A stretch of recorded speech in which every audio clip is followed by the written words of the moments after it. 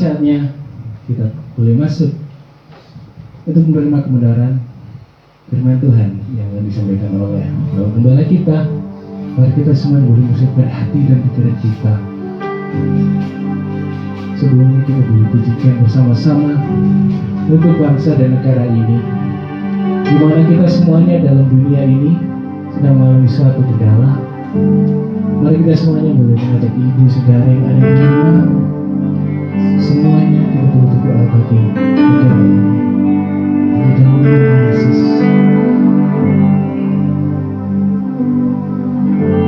Syukur untuk setiap rencanamu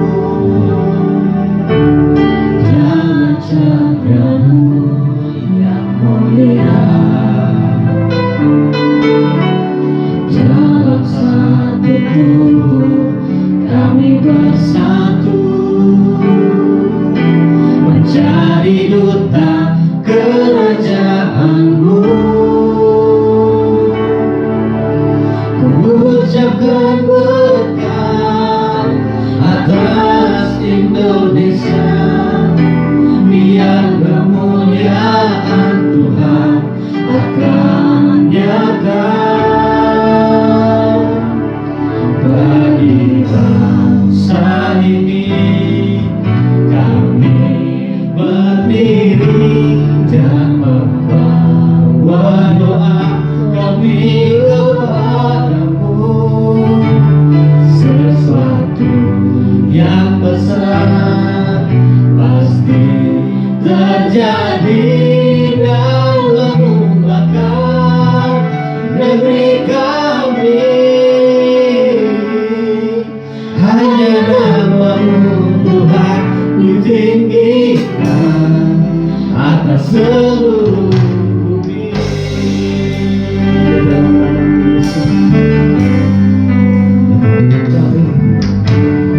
Kami rindu melihat Indonesia pulih dari semua problema, hidup dalam jalan kebenaran-Mu, pancarkan terang kemuliaan-Mu. Ucapkan berkat atas Indonesia, biar kemuliaan Tuhan akan nyata bagi bangsa ini. Kami berdiri dan membawa doa kami kepadamu. Sesuatu yang besar pasti terjadi dan membakar negeri kami. Hanya nama-Mu Tuhan ditinggikan atas seluruh bumi.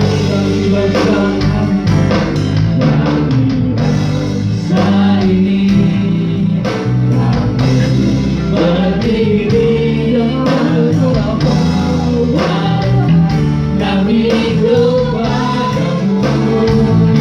Sesuatu yang besar pasti terjadi dan membakar negeri kami. Hanya nama-Mu Tuhan ditinggikan atas seluruh bumi. Dari dia Tuhan firman bagi bangsa ini, dalam tugas ini, dalam kesederhananya, dalam semua doa kami kepadamu. Sesuatu yang besar pasti terjadi dan berubah.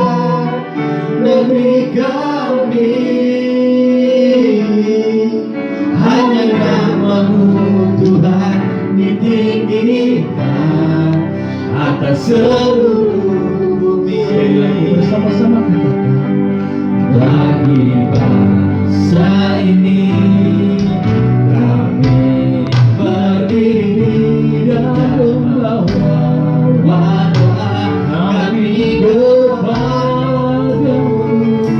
Sesuatu yang besar akan terjadi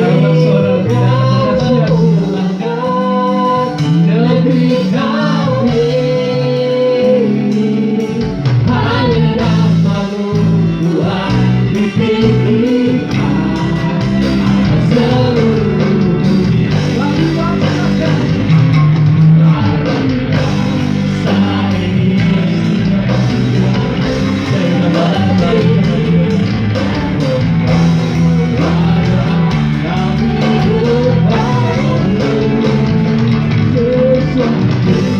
yang besar terjadi dalam belakang negeri kami. Hanya namamu Tuhan dipikirkan, hanya namamu ya Bapa, hanya namamu Tuhan dipikirkan, hanya namamu Yesus, hanya namamu Tuhan dipikirkan.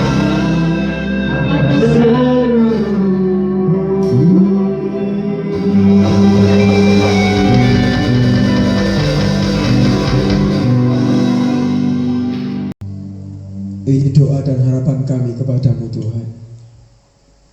Kami berdoa untuk pemulihan bangsa kami Indonesia ini. Dalam saat-saat seperti ini Bapa, kiranya Engkau Allah bekerja melawat bangsa kami, memberikan pemulihan buat bangsa kami, sehingga boleh mengalami kelepasan dari segala bencana yang ada yang saat ini sedang melanda seluruh dunia.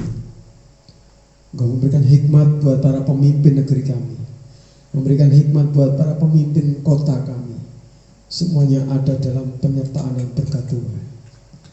Kami berdoa juga untuk setiap umat-Mu Bapa di surga, kiranya Engkau memberkati. Berkati umat-Mu dengan kesehatan, berkati umat-Mu dengan iman yang teguh kepada Tuhan, sehingga dalam masa-masa sulit mereka tetap terus bergantung penuh kepada Tuhan sebagai sumber pengharapan.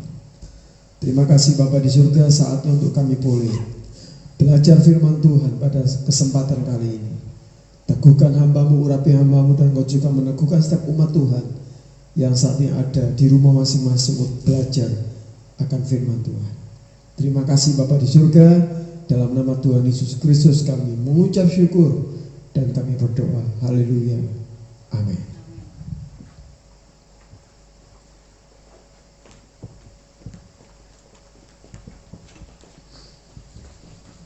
Puji Tuhan. Shalom.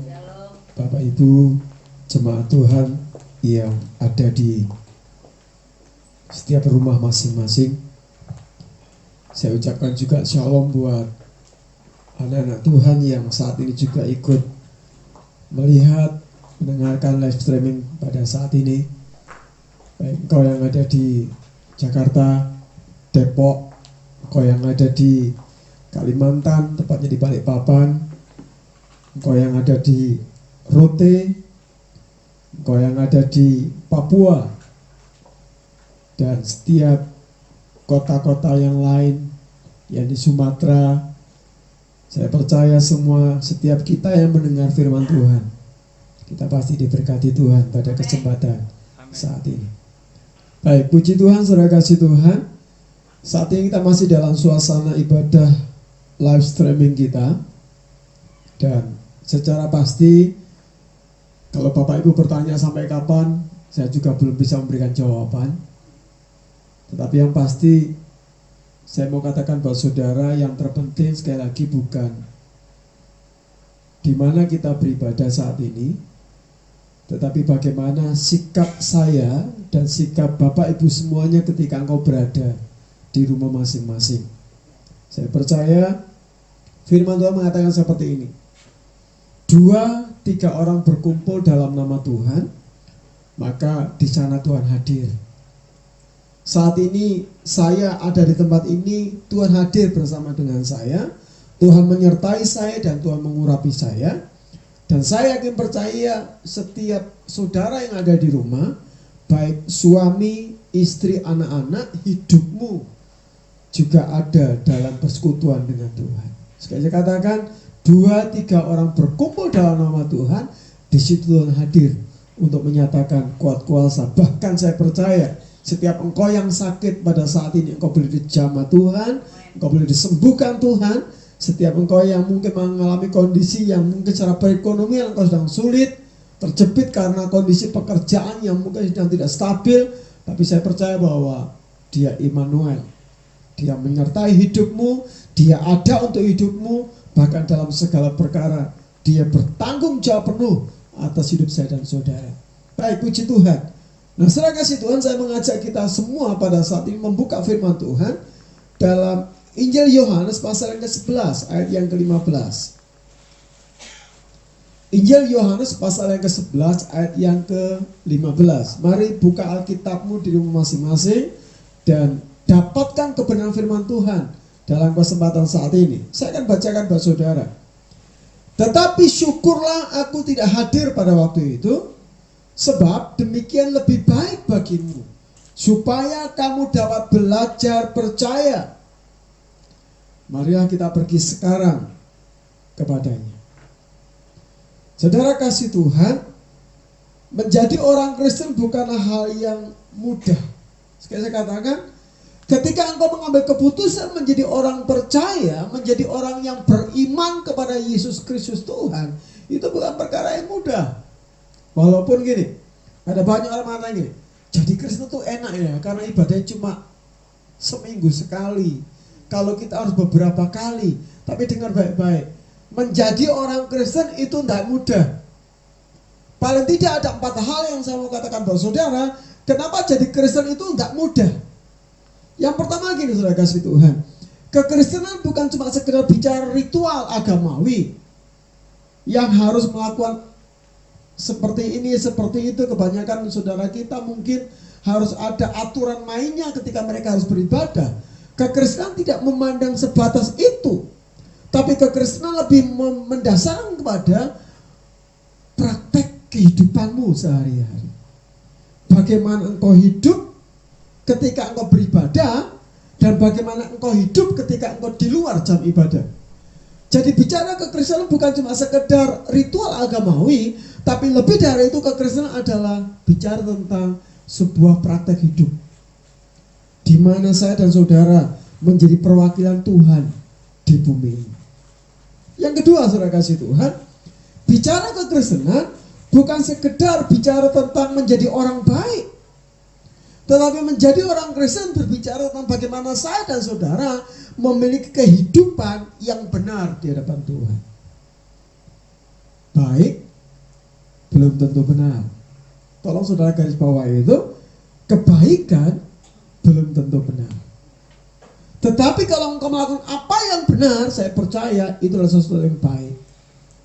Baik buat dirimu, juga baik buat orang lain. Dan saya percaya akan selalu mempermuliakan nama Tuhan. Yang ketiga, saudara kasih Tuhan, kenapa jadi orang Kristen itu tidak mudah? Karena bicara kekristenan bukan bicara tentang keintiman pada jam-jam tertentu. Bicara kekristenan bukan bicara tentang keintiman pada waktu-waktu tertentu. Tapi bicara kekristenan adalah bicara tentang keintiman yang senantiasa, selalu. Makanya saudara kasih Tuhan, firman Tuhan katakan, kita ini anak dan dia sebagai bapak kita. Kalau kita sebagai anak dan dia sebagai bapak kita, saya percaya itu bukan bicara sesuatu yang secara temporer saja. Tapi dimanapun kita berada, kita sebagai anaknya Tuhan dan dia sebagai Bapa kita. Artinya ada sebuah hubungan yang senantiasa terus berlanjut antara kita dengan Allah kita. Yang terakhir, kenapa kok menjadi Kristen itu tidak gampang, saudara kasih Tuhan? Karena di dalam kekristenan, di sana ada yang namanya sekolah kehidupan. Bicara kekristenan, di sana bicara tentang sekolah kehidupan yang pastinya tidak semua orang mampu untuk menjalaninya. Dia sebagai guru kita, guru agung kita, dan kita sebagai muridnya Tuhan. Saudara kasih Tuhan, kekristenan itu adalah sebuah proses pembelajaran. Bagaimana saya belajar hidup beriman, bagaimana saya belajar hidup berpengharapan, bagaimana saya belajar hidup untuk mengasihi, baik mengasihi Tuhan maupun mengasihi sesama. Gak gampang. Tapi Tuhan katakan seperti ini, belajarlah kepadaku. Kita punya guru agung di mana kita bisa belajar di sana. Bagaimana Tuhan mengasihi banyak orang, kita pun juga mengasihi orang lain. Sebuah pertanyaan sudah kasih Tuhan. Ini dalam masa-masa yang sulit. Ada banyak orang yang mungkin mengalami kondisi yang sedang ada di dalam kondisi yang kurang baik. Secara perekonomian mungkin mereka juga mengalami masa-masa yang sulit. Bagaimana dengan kekristenanmu? Sudahkah engkau berbagi buat orang lain? Ataukah engkau hanya berpikir tentang, ya ini semuanya untuk aku? Dengar baik-baik, kekristenan adalah sebuah sekolah kehidupan, di mana kita harus praktek menjadi seperti Kristus Tuhan. Nah, saudara kasih Tuhan. Baik, sekarang kita masuk dalam kebenaran firman Tuhan. Injil Yohanes mencatat di sana ada sebuah keluarga yang terdiri dari 3 saudara. Ada Maria, ada Marta, dan ada Lazarus. Firman Tuhan mencatat gini, Lazarus sedang sakit. Lazarus adalah saudara Maria dan Marta, dan Lazarus sedang sakit. Dan saya percaya sakitnya kronis, saudara kasih Tuhan. Kenapa? Karena membuat Maria, membuat Marta mengalami kekhawatiran yang begitu rupa. Minta kepada Tuhan untuk boleh menjamah, untuk boleh menyembuhkan saudaranya yang bernama Lazarus. Tapi sudah perhatikan di sana, firman Tuhan mencatat, tetapi syukurlah aku tidak hadir pada waktu itu. Coba kita terapkan dalam kehidupan saya dan saudara. Ketika engkau dalam kondisi yang sangat-sangat butuhnya Tuhan, kemudian Tuhan ngomong gini, syukurlah kalau aku nggak datang. Ketika engkau mengalami kesulitan, syukurlah kalau aku nggak datang. Ketika engkau mengalami sakit, syukurlah kalau aku nggak datang. Saya percaya saudara akan benar-benar stres, saudara akan mengalami kondisi yang mungkin kehilangan pengharapan, karena Tuhan yang kau harapkan berkata seperti itu. Tapi apa yang dialami oleh Maria, apa yang dialami oleh Marta, saudara kasih Tuhan, di sana mengatakan bahwa mereka sedang butuh-butuhnya Tuhan. Tetapi Tuhan katakan nggak datang. Bahkan dalam waktu 2 hari, Maria Marta menunggu kehadiran Tuhan. Sampai pada akhirnya Lazarus itu meninggal. Berapa banyak seringkali kita mengalami kondisi-kondisi yang seperti itu. Kita berpikir, Tuhan, aku sedang mengalami kondisi yang pahit, aku sedang mengalami kondisi yang getir, aku sedang mengalami kondisi yang tidak menyenangkan. Dan aku berdoa kepada Tuhan, aku berharap kepada Tuhan, tetapi kok kenapa pertolongan belum datang? Mungkin saya berpikir, Tuhan ini udah deadline-nya loh Tuhan.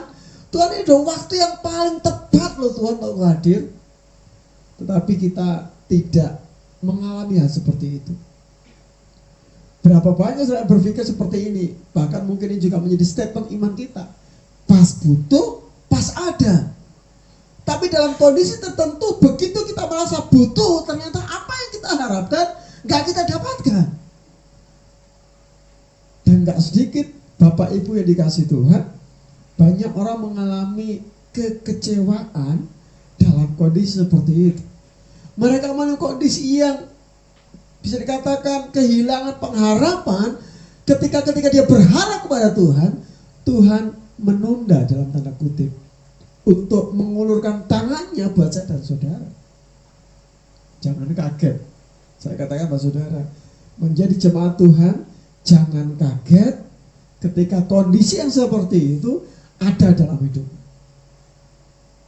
Engkau berpikir, wah ini waktunya sangat-sangat tepat untuk Tuhan hadir menolongku. Tapi ternyata apa yang kau harapkan tidak muncul seperti apa yang kau mau. Jangan kecewa.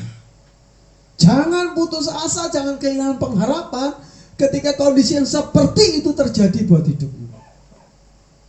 Karena saya percaya bahwa Tuhan itu tahu yang terbaik untuk hidupmu dan hidupku. Firman Tuhan mengatakan dalam ayat yang kita baca tadi, saudara kasih Tuhan, sebab dengan demikian lebih baik bagimu supaya kamu dapat belajar percaya.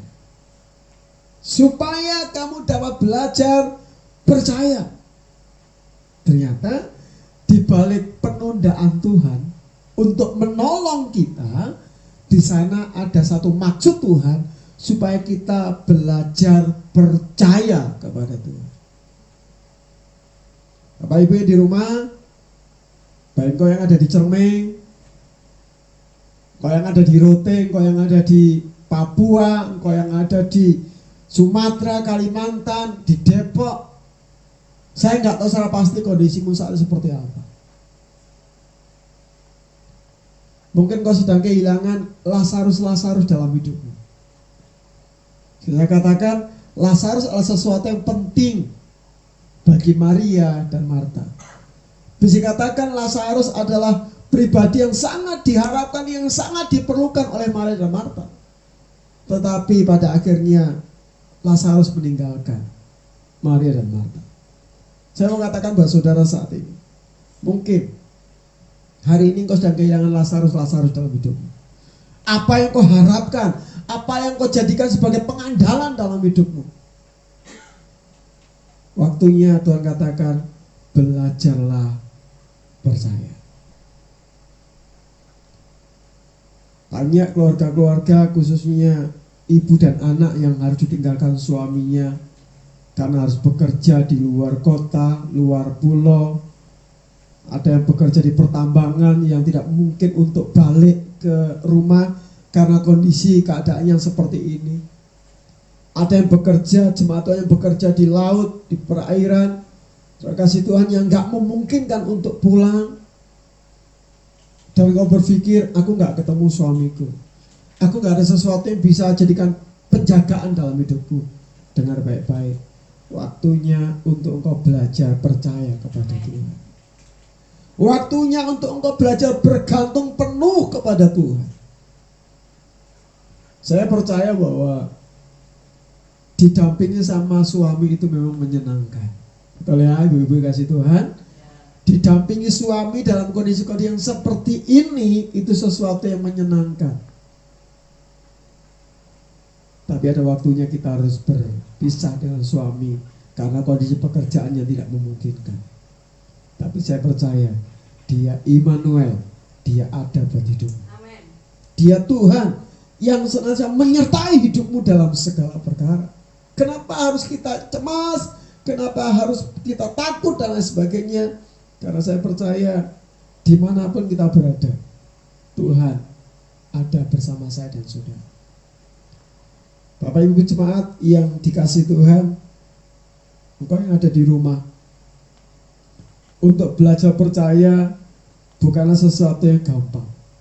Sekali saya katakan, untuk kita belajar percaya tentu bukan sesuatu yang gampang.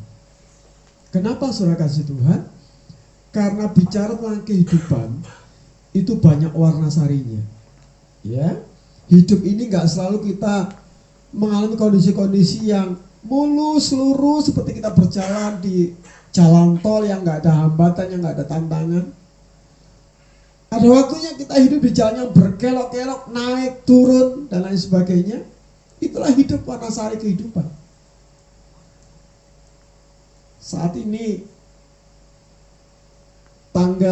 masih tanggal muda. Ya kan? Ini masih minggu pertama, tanggal 3. Tentu di dompetmu masih ada banyak Soekarno-Hattanya. Mungkin engkau berpikir, masih ada pegangan.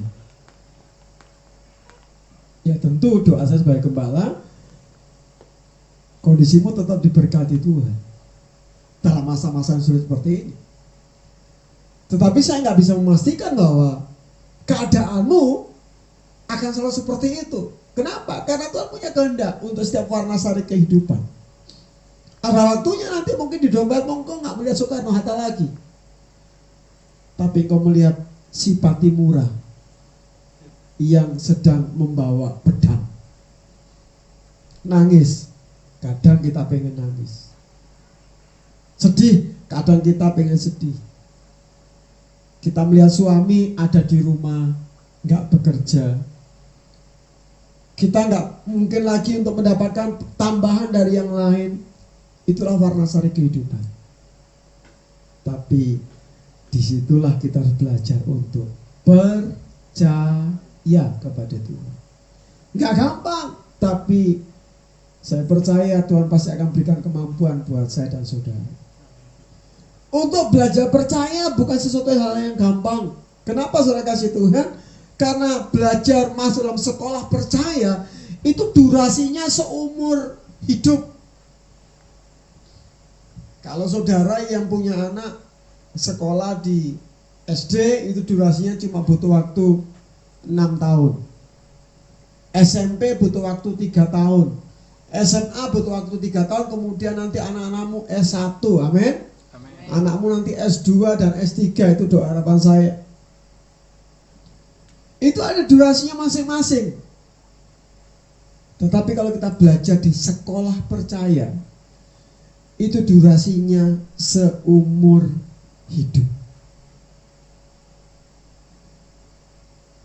Ketika engkau mengambil keputusan untuk engkau percaya kepada Tuhan, kemudian itulah waktu awalnya mulai dihitung perjalanan hidup kita. Sampai kapan?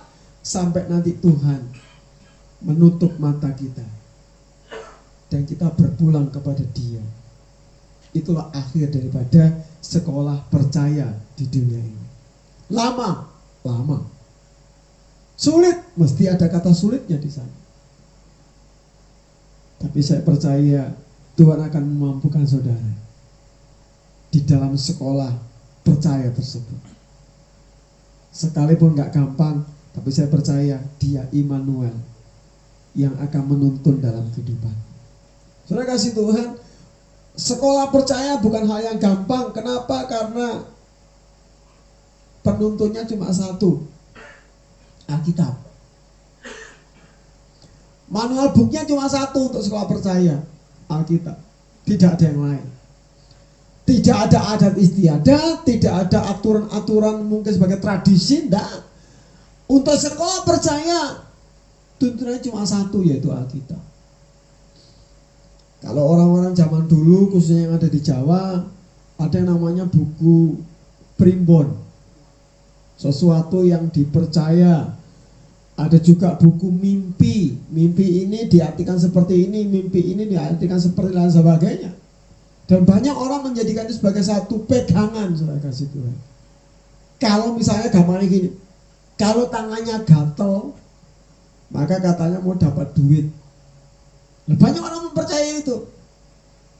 Kalau ada kupu-kupu datang ke rumah, wah nanti itu ada tamu.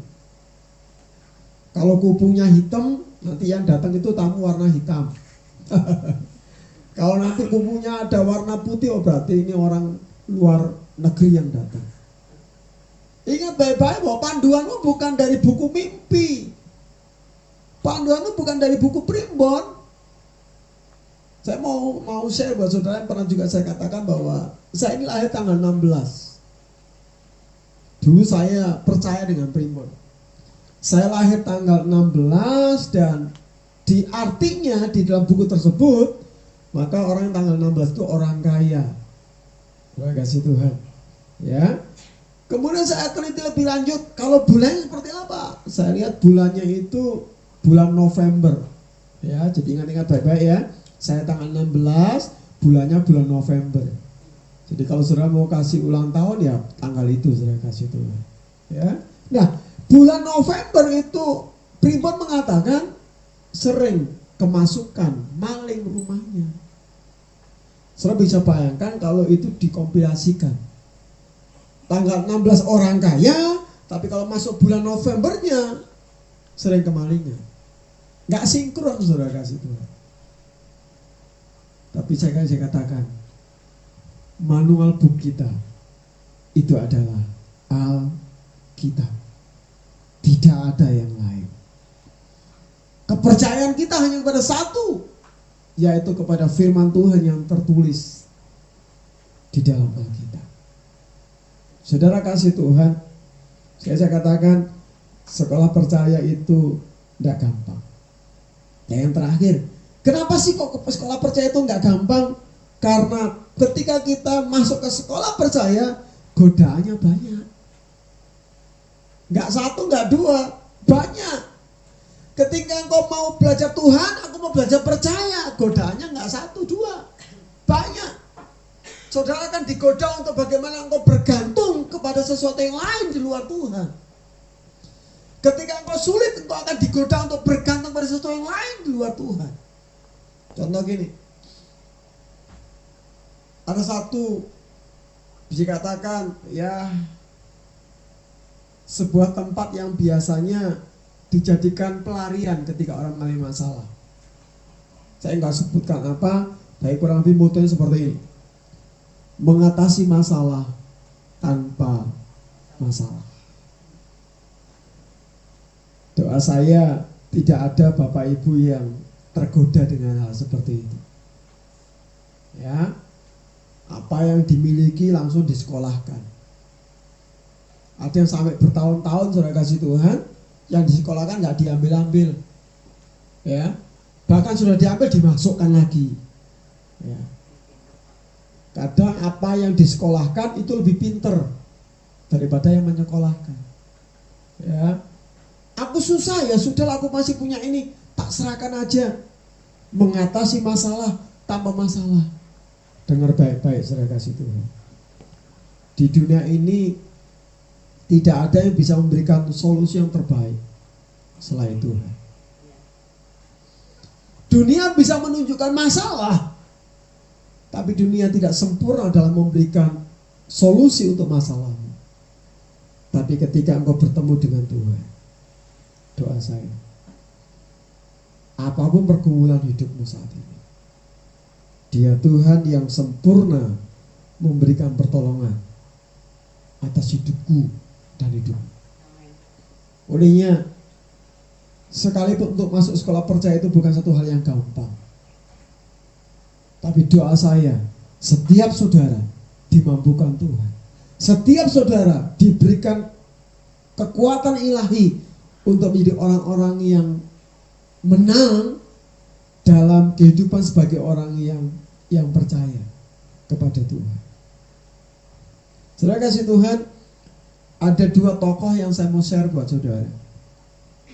Yang tentunya ini menjadi satu perbandingan bahwa untuk menjadi orang yang belajar percaya itu kan bukan sesuatu yang gampang. Coba kita lihat di dalam Mazmur pasal 62 ayat yang ke-6. Mazmur 62 ayat yang ke-6. Saudara kasih Tuhan. Firman katakan seperti ini: hanya pada Allah saja kiranya aku tenang, sebab daripadanya lah harapanku. Daud mengatakan gini, hanya kepada Tuhan aku bisa tenang. Hanya kepada Tuhan sumber pengharapanku. Ini statement daripada Daud yang diucapkan. Tapi pertanyaan gini, kira-kira Daud ini hidupnya apa nggak ada masalah? Saya kan pernah bagian buat saudara, Daud itu orang yang kenyang dengan masalah.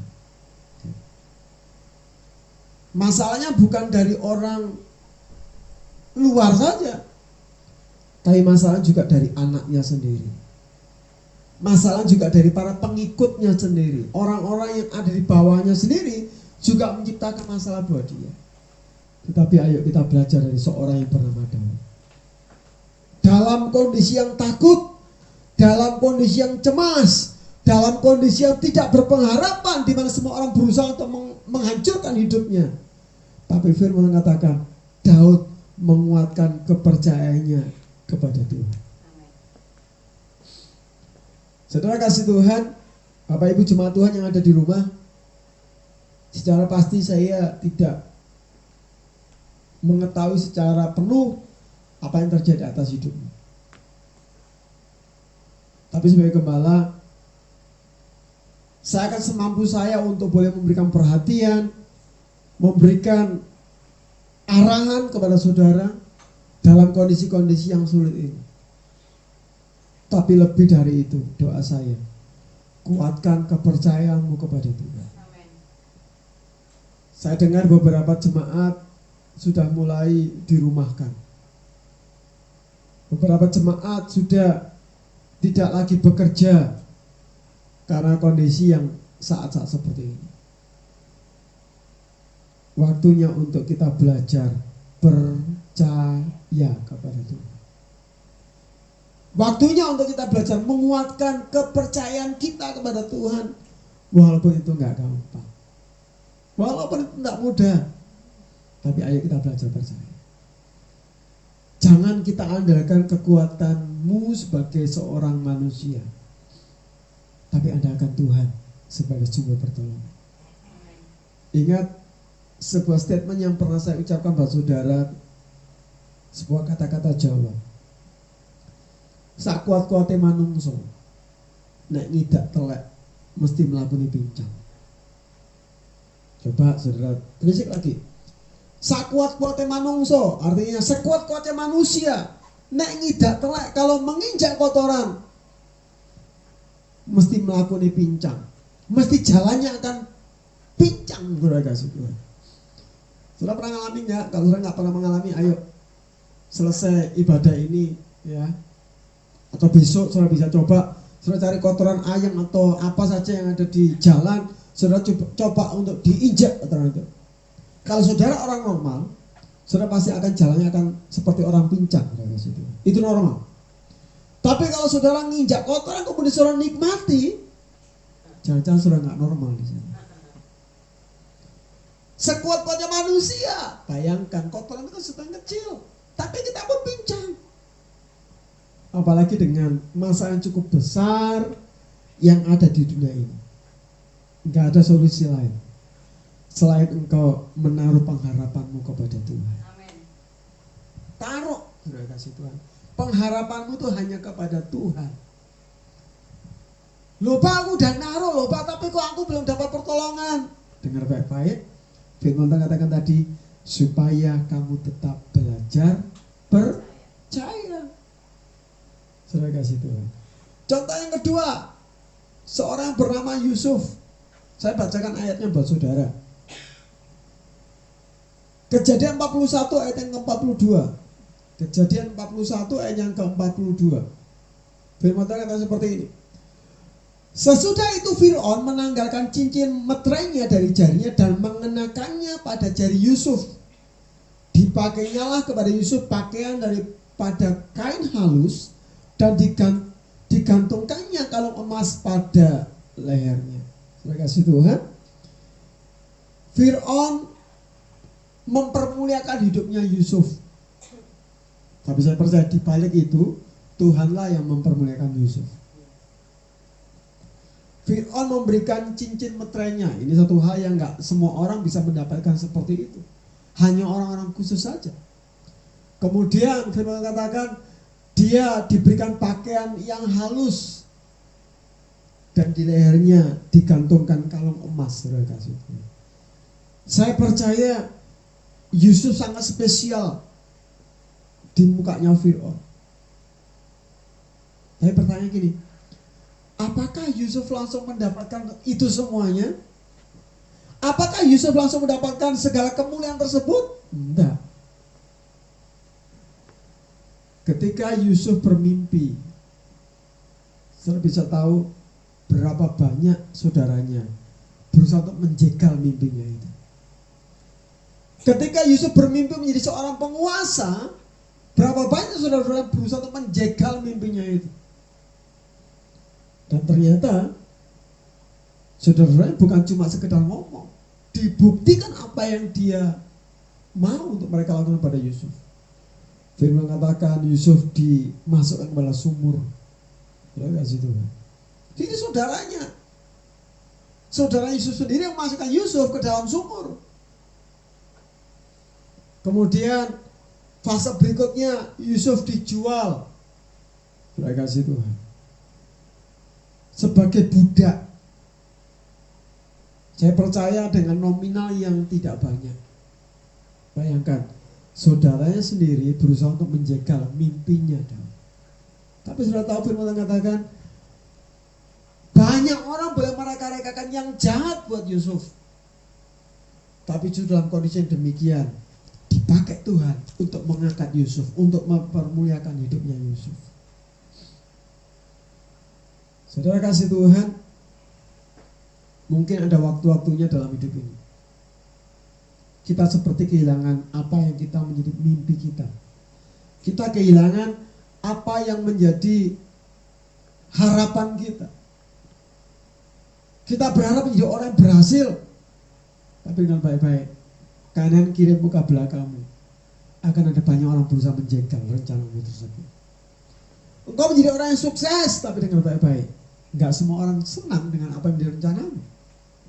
Mereka akan berusaha untuk menjegal, mereka akan berusaha untuk membatasi apa yang menjadi keinginan kita.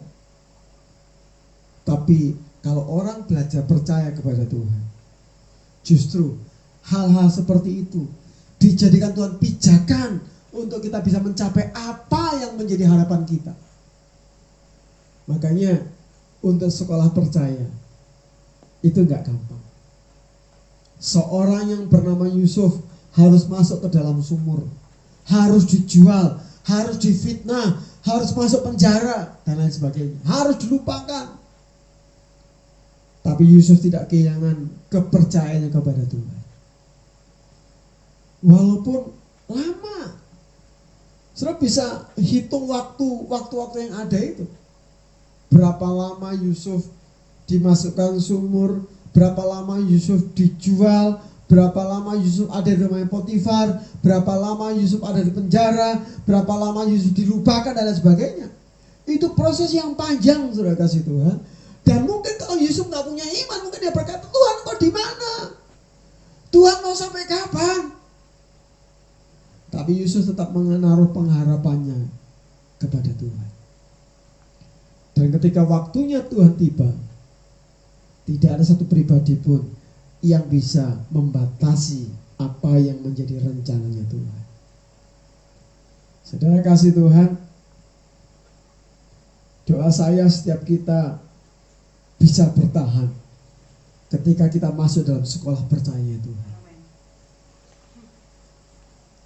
Doa saya sebagai gembala ketika masa-masa sulit seperti ini, ketika masa-masa yang berat seperti ini, engkau nggak bekerja, engkau sedang mengalami kondisi yang mungkin sampai perekonomian, engkau berat. Tapi jadilah pemenang ketika masa ini terjadi atas hidup.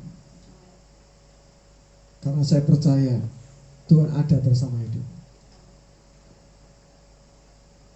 Saya kasih Tuhan, mungkin saat seperti ini, sepertinya Tuhan sedang menunda pertolongannya buatmu. Seperti yang dia lakukan kepada Maria dan Marta. Tapi harapan saya, tetaplah percaya kepada Tuhan. Terima kasih Tuhan. Bagaimana supaya kita bisa bertahan dalam sekolah percaya Tuhan? Tadi saya katakan bagian awal bahwa untuk masuk sekolah percaya Tuhan itu bukan hal yang gampang, itu bukan hal yang mudah. Tetapi Alkitab memberikan cara kepada kita bagaimana supaya kita bisa menyelesaikan sekolah percaya kita bersama dengan Tuhan. Yang pertama, saudara kasih Tuhan, sadarilah bahwa apapun yang dikerjakan Tuhan itu mendatangkan kebaikan atas hidup. Kunci yang pertama, bagaimana supaya saya bisa bertahan dalam sekolahnya Tuhan ketika saya harus mulai fase-fase lembah, fase-fase yang sulit, fase-fase yang pahit. Dengan baik-baik, apapun yang Tuhan kerjakan atas hidupmu sampai saat ini, bahkan seterusnya nanti, itu semacam mendatangkan kebaikan buatku dan buat hidupmu. Roma 8 ayat 28. Roma 8 ayat yang ke-28.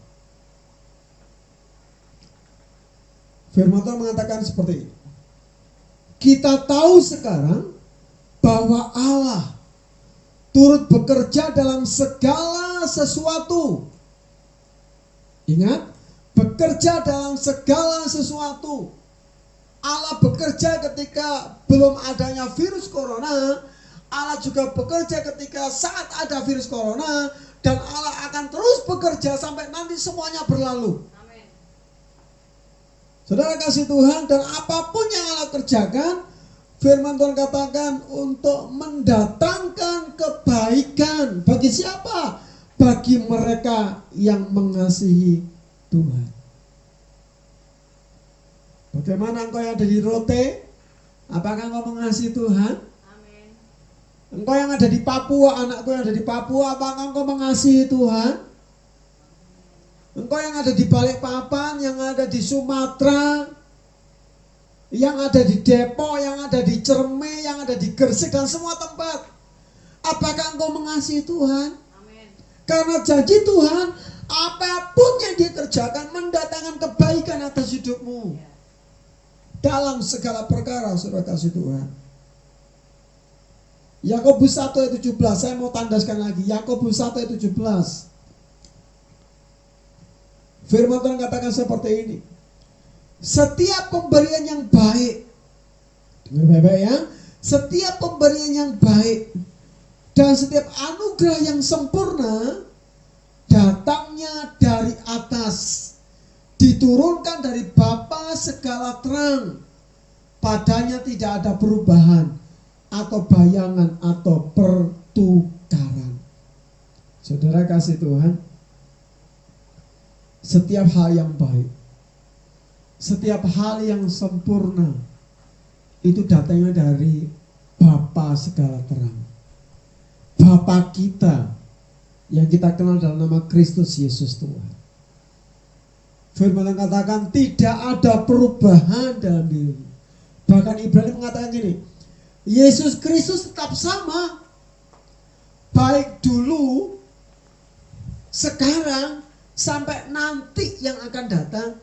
Yesus Kristus yang kita sembah adalah Tuhan yang sama. Saya bisa berubah kasih saya, saudara bisa mungkin berubah kasihmu kepada Tuhan. Saudara mungkin sedang mengalami kondisi-kondisi yang sudah mulai capek, lelah dengan kondisi yang ada. Tapi dengar baik-baik, Yesusmu gak pernah berubah untuk mengasihimu. Yesusmu tetap sama. Dia akan terus mengerjakan sesuatu yang baik, sesuatu yang baik, sesuatu yang baik. Dan dia gak akan pernah separuh-separuh menyatakan kebaikan atas hidupmu dan hidupmu. Firman Tuhan mengatakan seperti ini. Selalu baru setiap hari, baru setiap hari, besar setiamu Tuhan, besar setiamu, selalu baru kasih setia Tuhan atas hidupku dan hidup saudara semua. Jujur saya katakan kepada setiap kita, ada waktunya kita mulai kehilangan pengharapan dalam hidup ini. Ada waktunya kita lelah dalam hidup ini. Ada waktunya kita menanti pertolongan tapi nggak datang-datang sesuai dengan maunya kita. Kita kecewa, kita khawatir, bahkan mungkin ada kita yang marah, kita bersungut-sungut kepada Tuhan. Terima kasih Tuhan, sekali lagi saya terus dengungkan hal ini kepada saudara. Kasih setia Tuhan selalu baru atas hidupmu.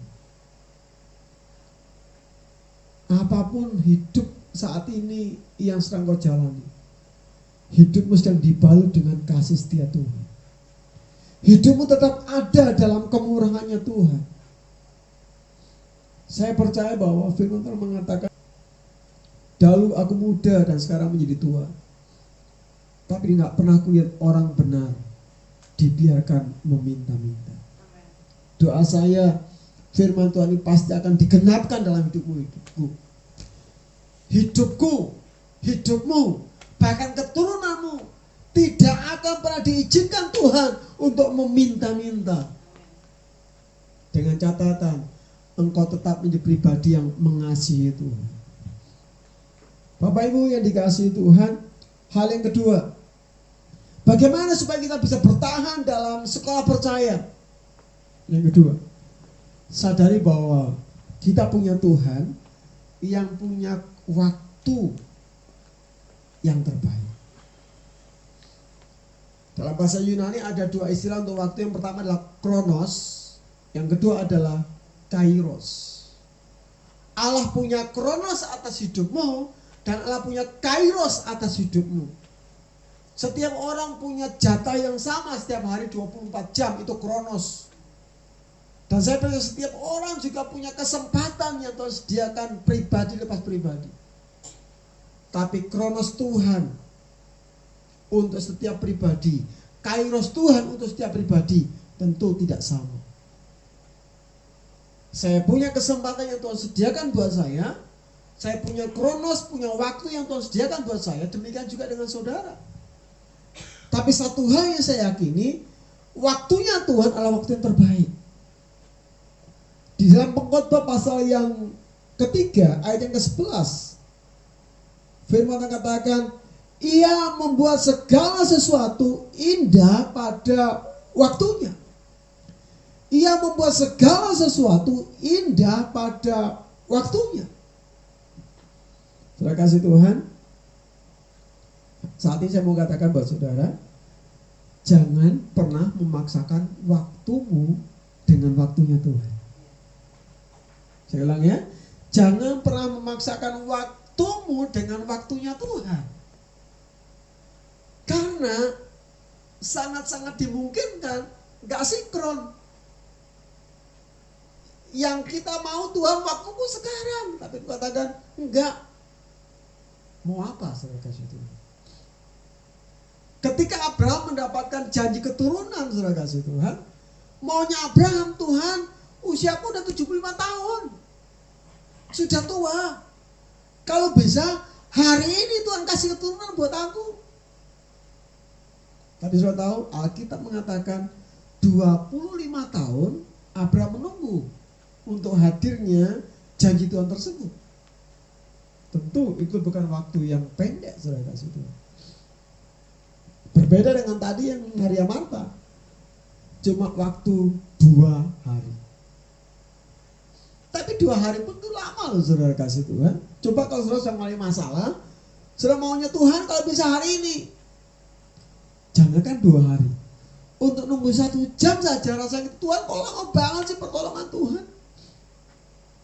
Kalau hari ini belum hadir pertolongan itu, ada waktunya Tuhan untuk menyediakan waktu yang terbaik atas hidup. Yang ketiga, yang terakhir, bagaimana supaya saya bisa bertahan dalam sekolah percaya Tuhan? Ini yang terpenting. Sadari bahwa Allah menyediakan mahkota atas setiap orang yang lulus sekolah percaya. Ada mahkota yang Tuhan sediakan bagi orang yang sudah menyelesaikan sekolah percayanya. Wahyu pasal 2 ayat yang ke-10. Bagian yang B. Wahyu pasal 2 ayat ke-10. Firman Tuhan kata gini, hendaklah engkau setia sampai mati. Saya ulang ya. Hendaklah engkau setia sampai mati dan aku Tuhan akan mengaruniakan kepadamu mahkota kehidupan. Ada mahkota. Seorang yang lulus sekolah mesti akan ada apresiasi yang dia dapatkan. Saya kasih Tuhan. Kalau saudara sudah kuliah S1, seringkali ada istilahnya wisuda. Sudah. Jadi istilahnya di topinya itu ada tali yang dipindahkan posisinya seperti itu. Ya, artinya apa? Sudah selesai. Wes sudah, wes mari. Ya, ya. Itu satu penghargaan. Kemudian di belakang saudara ada sebuah gelar di sana. Ada doktor, ada insinyur, ada apapun lah. Dan itu menjadi satu bentuk, ya secara manusia menjadi satu kebanggaan tersendiri. Ada apresiasi yang diberikan. Demikian juga dengan Tuhan. Ketika engkau sudah menyelesaikan sekolah percayamu, Tuhan akan memberikan mahkota kehidupanmu. Dan Paulus mengatakan gini, kesusahan yang ada di dunia ini, saya kasih gambarannya yang gampangnya, kesusahan, tantangan, kesulitan yang ada di dunia ini, bila dibandingkan dengan kemuliaan yang akan Tuhan sediakan, itu nggak ada apa-apanya. Artinya, ayo sekalipun kita harus bergula dengan tantangan yang ada, sekalipun kita harus bergula dengan kesulitan yang ada, tetaplah kuat. Kenapa? Karena ada mahkota yang akan Tuhan sediakan buat hidupmu dan hidupku. Makanya saat ini sekali lagi saya tegaskan buat saudara, menjadi orang Kristen, menjadi orang percaya bukan hal yang gampang, bukan hal yang mudah. Saya kasih Tuhan, itu merupakan hal yang sulit. Karena kekristenan, sekali saya katakan, bukan bicara tentang ritual agamawi. Kekristenan bicara tentang praktek kehidupan hari lepas hari. Hari ini engkau sekolah tentang kehidupan, besok engkau sekolah lagi tentang kehidupan. Seterusnya seperti itu sampai nanti waktu kita di dunia ini sudah selesai. Kita terus melakukan sekolah kehidupan. Kita terus menghidupi hidup ini dengan prinsip-prinsip kerajaan Allah, dengan hal-hal yang Allah mau lakukan dalam hidup ini. Dan itu gak gampang. Tapi dengar baik-baik 3 pesan firman Tuhan itu. Supaya aku bisa kuat, supaya aku bisa terus percaya kepada Tuhan, aku harus sadar bahwa apapun yang Allah kerjakan selalu mendatangkan kebaikan atas hidupku. Apapun yang Allah kerjakan, Allah punya waktu yang tentunya seringkali berbeda dengan waktuku. Dan yang ketiga, supaya aku bisa menang, mataku harus tertuju bahwa ada mahkota yang Tuhan sediakan bagi hidupku dan hidupku. Olehnya saat ini sudah kasih Tuhan, mari saya mengajak untuk kita melihat ayat yang terakhir yang juga menjadi ayat panduan kita di awal tadi. Yohanes pasal 11 ayat 15. Saya ulang baca ini buat saudara. Yohanes 11 ayat 15. Tetapi syukurlah aku tidak hadir pada waktu itu, sebab demikian lebih baik bagimu supaya kamu dapat belajar percaya. Marilah kita pergi sekarang kepadanya. Terima kasih Tuhan, dengan baik-baik. Mungkin sampai saat ini Tuhan belum menolong. Mungkin sampai hari ini apa yang di doa-doamu Tuhan belum campur tangan. Mungkin sampai saat ini tetesan air matamu belum mendapatkan jawaban dari Tuhan. Tapi belajar dari firman Tuhan ini, Tuhan katakan, marilah kita pergi sekarang kepadanya. Artinya apa? Akan ada waktunya untuk Tuhan menolong hidup. Kapan itu? Bisa hari ini, bisa besok, atau mungkin butuh waktu beberapa hari lagi. Tapi yang jelas, Allah tidak akan pernah membiarkan setiap doa yang kau naikkan. Allah nggak akan pernah membiarkan setiap tetesan air mata yang sudah engkau jatuhkan di bumi ini sebagai bentuk pergumulanmu kepada Tuhan. Dia pasti hadir untuk hidupmu. Dan sekali saya katakan, Ia membuat segala sesuatu itu indah pada waktunya. Ayo, tetaplah berada dalam sekolah percaya Tuhan. Siapapun saudara semua di sini. Engkau yang ada di rumah, katakan buat suami, buat istri, ayo kita belajar percaya kepada Tuhan. Pertolongan kita hanya ada di dalam Tuhan, bukan dari dunia ini. Harapan saya sebagai gembala, setiap saudara dan saya, ayo kita terus berpaut kepada Tuhan sebagai sumber kemenangan. Maka saya percaya badai pasti berlalu. Doa saya, virus selesai, kita tetap sehat dalam berkat-Nya Tuhan. Para suami tetap semangat, para istri tetap semangat, Anak-anak tetap semangat kepada Tuhan. Dan jangan pernah berhenti berdoa supaya Indonesia dipulihkan oleh Tuhan. Tuhan Yesus memberkati setiap saudara semua. Puji Tuhan. Berdiri, saya undang semuanya boleh mari berdiri. Kita bersama-sama boleh mendukung ibadah pada saat ini. Kita pujikan bersama-sama. Kiranya Engkau memberkati aku berlimpah-limpah.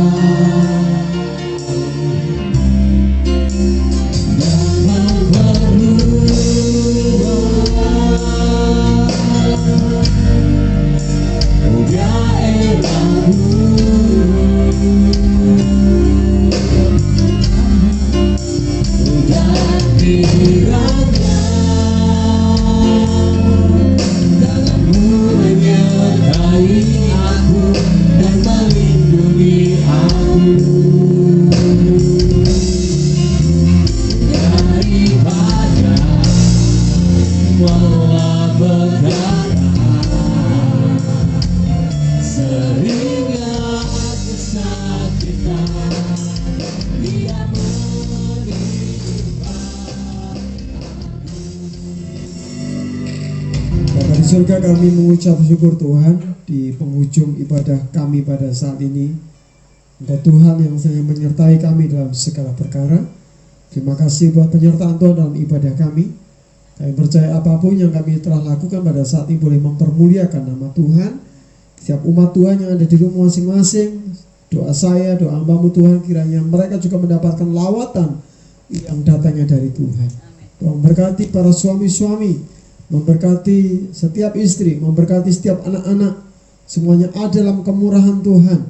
Tutup bungkus dengan kuasa darah-Mu Tuhan setiap keluarga-keluarga anak-anak-Mu, sehingga dijauhkan dari segala mara bahaya, dijauhkan dari segala bentuk virus-virus, semuanya sehat dalam berkat-Nya Tuhan.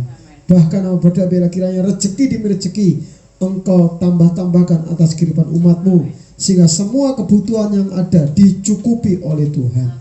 Terima kasih Bapa di surga. Hamba berdoa buat setiap korban perpuluhan, korban persembahan yang diberikan umat-Mu pada minggu pertama di bulan baru ini. Kiranya Engkau Allah yang senantiasa campur tangan, memberkati setiap taburan demi taburan atas setiap umat-Mu Tuhan. Berikan mereka tuai yang terbaik atas hidup mereka pribadi. Terima kasih Bapa di surga. Dan saat ini Tuhan, kami akan mengakhiri ibadah kami. Kiranya berkat Tuhan tercurah atas setiap kehidupan kami semuanya. Bapak Ibu Saudara kasih Tuhan, setiap engkau yang ada di rumah, terimalah saat ini berkat dari Allah Bapa. Cinta kasih Tuhan Yesus Kristus dan persekutuan Roh Kudus menyertai atas kehidupanmu. Diberkatilah rumah tanggamu, diberkatilah rezekimu, diberkatilah kesehatanmu. Dijauhkan engkau dari mara bahaya kecelakaan, tapi perlindungan dan kemurahan Tuhan berlaku senantiasa atas hidupmu. Dari saat ini sampai selama-lamanya, sampai Tuhan membawa kita masuk dalam kerajaan yang mulia. Di dalam nama Tuhan Yesus Kristus yang percaya katakan amin. Shalom, salam semangat, salam sehat. Tuhan Yesus memberkati kita semuanya. Amin.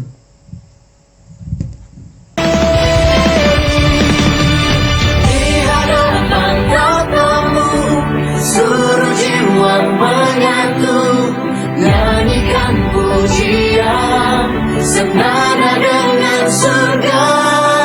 Kami datang bersatu, sembah puji namamu, semesta bersuara.